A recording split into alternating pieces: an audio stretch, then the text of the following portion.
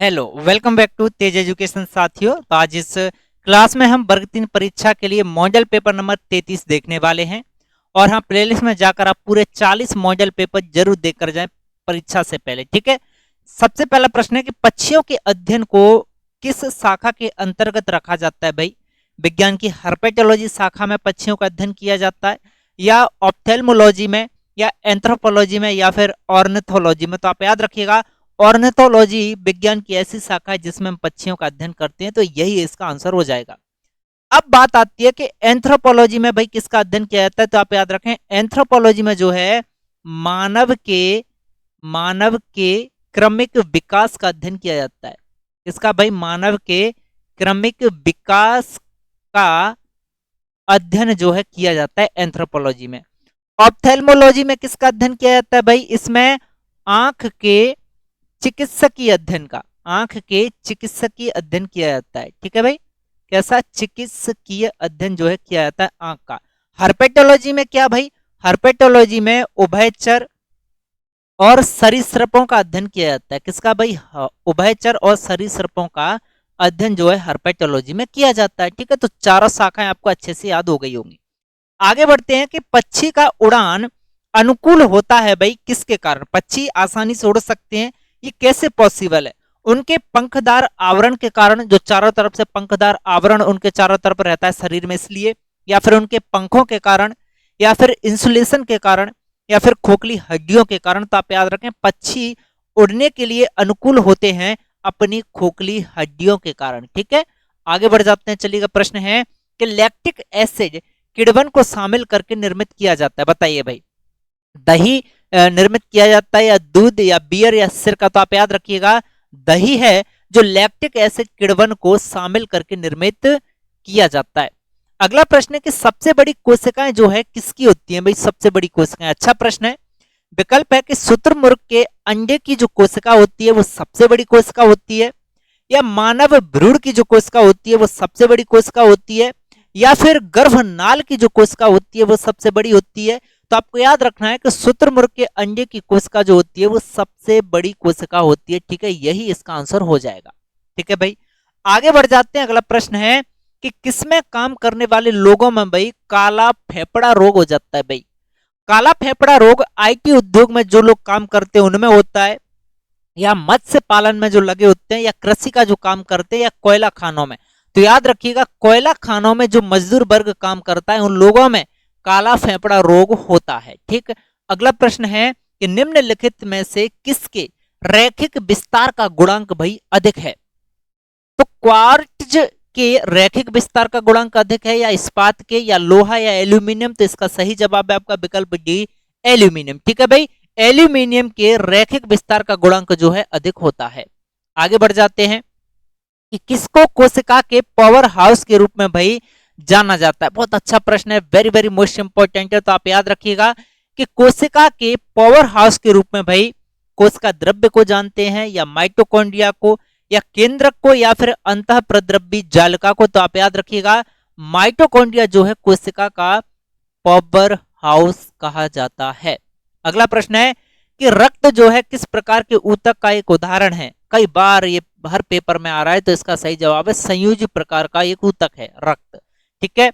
अगला प्रश्न है कि निम्नलिखित में से कौन सा तत्व एक बहुमुखी तत्व है जो सजीवों और हमारे द्वारा उपयोग की जाने वाली कई चीजों का आधार बनाता है।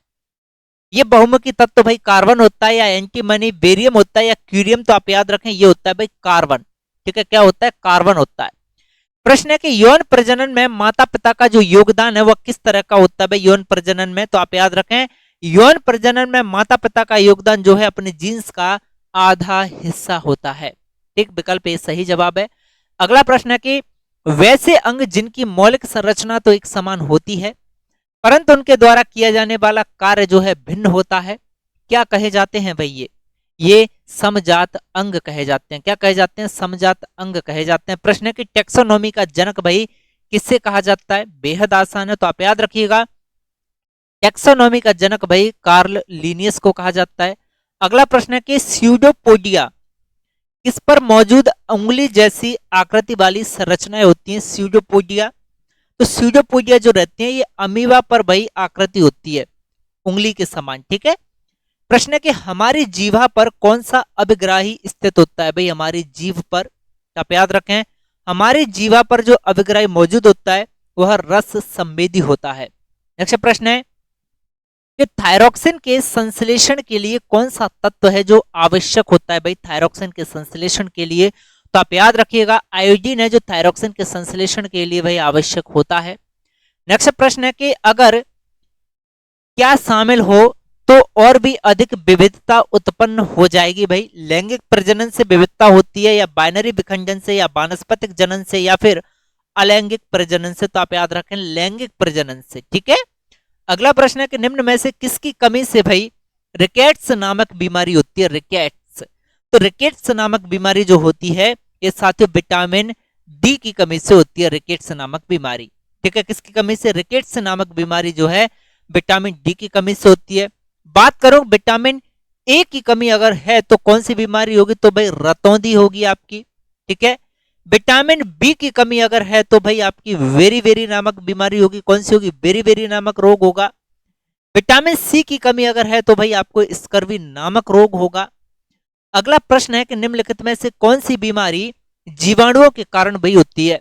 अच्छा प्रश्न है, तो आप याद रखिएगा ऐसी बीमारी जो जीवाणुओं के कारण होती है वो है भाई एंथ्रेक्स। कौन सी है? एंथ्रेक्स है। ठीक है, आगे बढ़ जाते हैं। प्रश्न है कि दूध को दही में बदलने के लिए किस बैक्टीरिया का यूज किया जाता है। भाई दूध को दही में बदलने के लिए तो आप याद रखें दूध को दही में बदलने के लिए जो है लैक्टोबैसिलस बैक्टीरिया का यूज किया जाता है। प्रश्न है कि किस पौधे को ब्रायोफाइटा के वर्ग में भाई शामिल किया गया है। ब्रायोफाइटा वर्ग में बताइएगा। तो ब्रायोफाइटा वर्ग में शामिल किया गया है भाई रिक्सिया को। नेक्स्ट प्रश्न है इनमें से कौन सा पौधे की वृद्धि मापने के लिए भाई यूज उपकरण है। तो पौधों की वृद्धि मापने के लिए यूज किया जाता है कैस्कोग्राफ का। किसका भाई? कैस्कोग्राफ का। अगला प्रश्न है कि कपास के रेशों को बीजों से अलग करने की जो प्रक्रिया होती है वो क्या कहलाती है। तो आप याद रखिएगा ये ओटाई कहलाती है। ठीक है, कपास के रेशों को बीजों से अलग करने की प्रक्रिया क्या है भाई? ओटाई। नेक्स्ट प्रश्न है कि प्रतिरोध की एसआई इकाई क्या है भाई? एसआई इकाई तो आप याद रखिएगा कि प्रतिरोध की एसआई इकाई है साथियों ओम। नेक्स्ट प्रश्न है कि निम्न में से किस राशि के लिए भाई मात्रक नहीं है। बहुत अच्छा प्रश्न है, तो आप याद रखिएगा मात्रक नहीं होता है भाई आपेक्षिक घनत्व के लिए। ठीक है, विकल्प सी सही जवाब है। ओके, आगे बढ़ जाते हैं। प्रश्न है कि किसको मापने के लिए स्टेलाग्मोमीटर का यूज किया जाता है। तो स्टेलाग्मोमीटर का यूज जो किया जाता है वो पृष्ठ तनाव मापने के लिए किया जाता है भाई स्टेलाग्मोमीटर का यूज। ठीक है, नेक्स्ट प्रश्न है एक कुली जमीन से 20 किलोग्राम का सामान उठा रहा है, उसे जमीन से 2 मीटर ऊपर अपने सिर पर उसे रखना है। सामान पर उसके द्वारा किए गए काम की गणना भाई आपको करनी है कि उसके द्वारा कितना काम जो है भाई किया गया है। मैंने पहले ही आपको बताया कि काम W बराबर क्या होता है भाई? W बराबर होता है mgh। ठीक है, यहां पर m क्या है भाई? m अर्थात द्रव्यमान, वजन, भार जो है कितना है? ये है साथियों 20 केजी है। द्रव्यमान कितना है? 20 केजी है। ठीक है, वहीं पर h हाइट कितनी है भाई? हाइट जो है आपकी 2 मीटर है भाई। कितनी है? 2 मीटर है। तो वहीं पर g का मान क्या होता है? g का मान जो होता है भाई क्या है बताइएगा मुझे कमेंट करके जल्दी से आंसर। तो भाई इसका हो जाएगा 10 मीटर पर सेकंड स्क्वायर। ठीक है, 9.8 होता है लेकिन अपन 10 जो है मान के चल रहे हैं। ठीक है, लगभग। ओके, तो यहाँ पर m बराबर क्या? 20।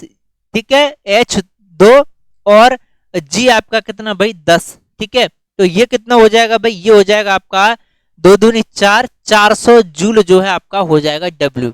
अब हमने आप कहोगे 10 क्यों लिया?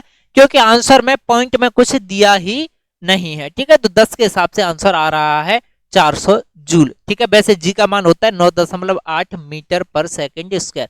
ठीक है, तो अपन क्या करते फिर जो लगभग आता 400 जूल के आसपास भाई आंसर टिक कर लेते।